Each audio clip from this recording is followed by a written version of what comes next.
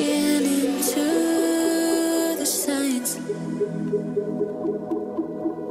Red flashing lights by your side. Take a number this time. You can't save it tonight. Can't save it tonight.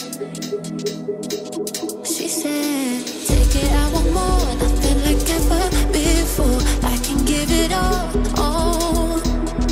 Take it, I want more, nothing like ever before. I can give it all. Tell me, have we met on a night out or in something that I read? That instead, I'ma find out.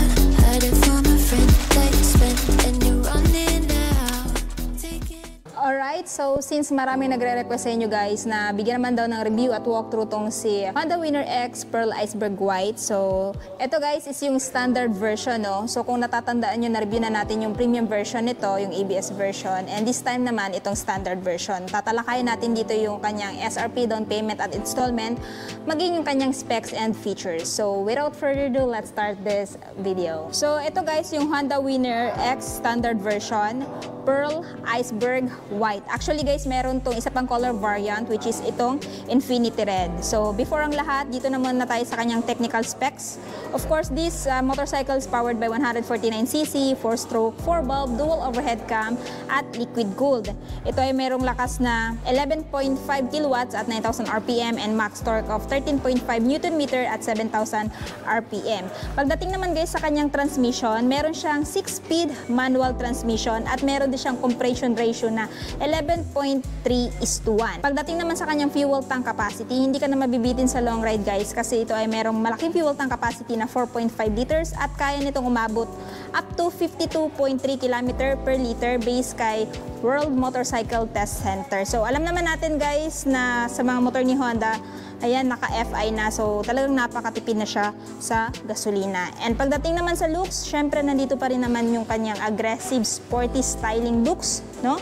So, yung pinagkaiba lang ni standard version doon sa, ayan, premium version, ABS version. Of course, wala siyang ABS. And hindi din siya equipped ng assist and slipper clutch kumpara doon sa premium version. At wala din siyang charging port. Pero pagdating naman sa looks, ayan, nandito pa rin naman, no? So, pagdating dito, ayan, nandito pa rin naman yung kanyang napakaangas na cowling. Nandito sa kanyang body sa front. Nandito pa rin naman yung kanyang aggressive design. And sa headlight, naka-LED.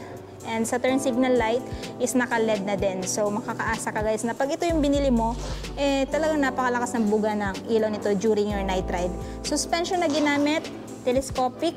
Ayan. And equipped siya ng single pad piston brake caliper na ang brand ay Nissan. Tapos pagdating sa kanyang disc brake, no, sa kanyang single hydraulic disc brake, naka-wavy yung design niya. And ito ay mayroong tire brand na IRC na may tire size guys na 90 by 80 by 17. And ang kinaganda dito, tubeless na siya. So makakaasa ka guys na pag mapako to, hindi siya basta-basta magpa-flat. Anyway, pagdating sa kanyang gulong guys, or sa kanyang cast wheel, black. Kasi yung sa premium version naka-gold eh. Pero since ito ay standard version, so ayan, naka-color black siya. And pagdating dito, ito yung kanyang undercowl guys. So goods na, syempre nilagyan siya ng undercowl dito para nang sa ganun, pag idaan mo to sa off-road, hindi basta-basta matatamaan yung engine ng motor na to kasi may pangharang na siya, no? Tapos ayan yung kanyang radiator. So if I were you, kung merong aftermarket na radiator cover, no, pakabitan nyo na lang kasi usually pag halimbawa matamaan to ng bato-bato, yun, fragile to, madali itong mayupi. So if I were you, kung ito yung bibilhin nyo, ayan, pakabitan nyo na lang. So pagdating dito sa side, ayan, glossy black, glossy white at saka matte black combination nga pala yung kanyang mga fairings. So dito guys, kita nyo naman, nandito yung kanyang napaka-astig na looks. And sa mga mahilig dyan sa plain colors, highly recommend this one. Wala naman siya iba pang decals, aside syempre sa kanyang logo na Honda at saka yung kanyang liquid cooled dual overhead cam. So maganda din guys na naka-liquid cooled na to. So sa long ride, makakaasa kang hindi basta-basta mag-overheat tong motor na to, no? Tapos dito, ayan, yung pangalan niya na Winner X. No? Decals yan guys. And yung kinaganda sa kanyang paint job, kung mapapansin nyo guys, pag natatamaan ng ilaw, parang may glitter effects. And for me, napaka-premium ng looks. No? And sa grab bar naman, Ayan. Nandito yung kanyang sharp grab bar na kung saan pwedeng hawakan ang angkas mo kung ayaw niya humawak sa'yo. Matte black yung texture. Maganda din yung pagkaka-mount. Ayan, durable. And yan, nagpapadagdag aesthetic sa motor na to. So, dito tayo sa handlebar. So, pagdating sa handlebar guys, syempre nandito pa rin yung kanyang signature dashboard. Fully digital yan guys. So, yung information dito, kagaya ng fuel gauge, speedometer, odometer, RPM, trip 1, trip 2. So, kung ano yung information na meron yung click, meron din dito. And syempre, since naka-fully digital siya, no, yung makikita lang din natin dito is yun, black screen kasi hindi ko naman to pina-activate. Same lang naman sila nung dashboard ni Honda Winner X Premium version. So, aside from that guys, meron din siyang high beam, low beam indicator, turn signal indicator, check engine neutral at temperature indicator. Ayan, tapos meron siyang dalawang button dito na kung saan pwede mong pindutin if ever mag-change ka ng information sa dashboard. No? So, sa kanyang grip, ito yung grip niya guys. Equip siya ng bar end dito guys, which is matte black pa rin. Ayan, so wala namang bago dito. Yun pa rin naman yung design kagaya dun sa premium version. And sa mga buttons and switches naman, sa right side is electric start. Sa left side, nandito yung kanyang high beam, low beam, horn, turn signal switch. So aside from that, wala ka nang iba makikitang switch dito. Wala siyang pass light. Meron pala guys, eto. Nandito yung pass light niya. Ayan. Tapos sa kickstart, wala siyang kickstart na, no? So, aasa ka na lang sa electric start. So, this one guys, though siya ay standard version, equip pa rin siya ng keyless system. Keyless system, magandang feature yun guys kasi meron siyang answer back key at anti-theft alarm. So, makakaasa kang safe na safe tong motor na to sa mga nakaw-nakaw, no? Isa yung safety feature na nilagay ni Honda dito kay Winner X. Next, dito, ayan guys, may makikita kang abang. And pagdating dito, may mga design din. So, padagdag forma sa motor na to. Side mirror naman, ayan, ito yung side mirror niya guys. Mga typical dahon type. Ayan, so premium na premium yan guys. And sa upuan, syempre hindi ka makakasan generous yung kanyang foam.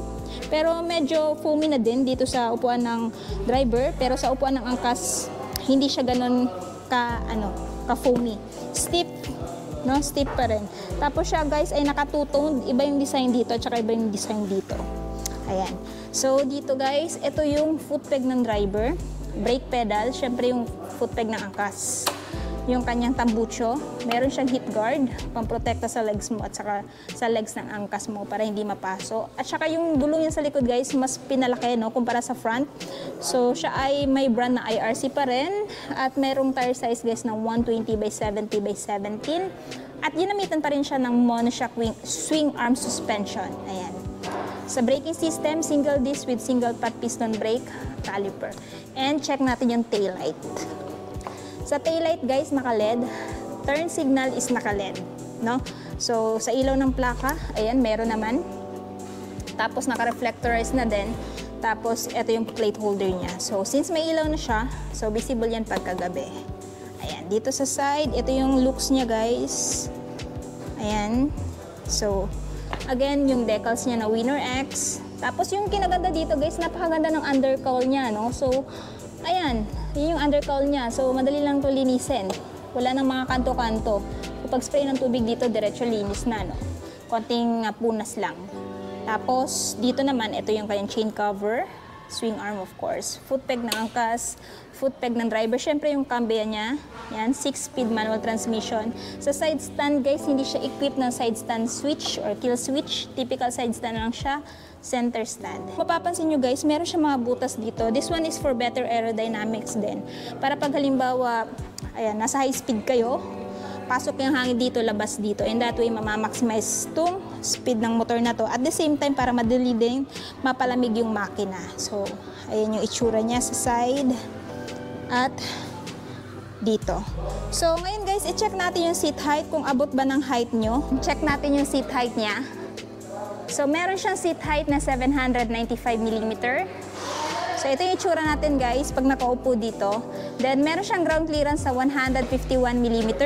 So, sa malalaking humps ng Pinas, hindi na madaling matamaan yung ilalim na bahagi ng motor na to. So, ang height ko ay 5'5". Pero kung may height ka guys sa at least 5'3", kaya mo tong abutin. Yun nga lang, ayan, medyo naka-tiptoe tayo dito. Sa pag-upo ko dito guys, naka-upright sitting position tayo dito, no? And suspension check muna tayo. Malambot yung suspension niya guys. Sa front naman, check natin. Ayun, malambot din yung suspension niya sa front. So for me, goods na goods yan. So ngayon naman, talakayin natin yung presyo niya. Magkano ba itong si standard version? So kung interested kayo sa motor na to, ito ngayon ay merong spot cash na 123,900. Pero kung gusto nyo ng hulugan, of course, meron siyang down payment na 9,540 at monthly sa 3 years na 5,829 at rebates na 200. So itong motor na to guys is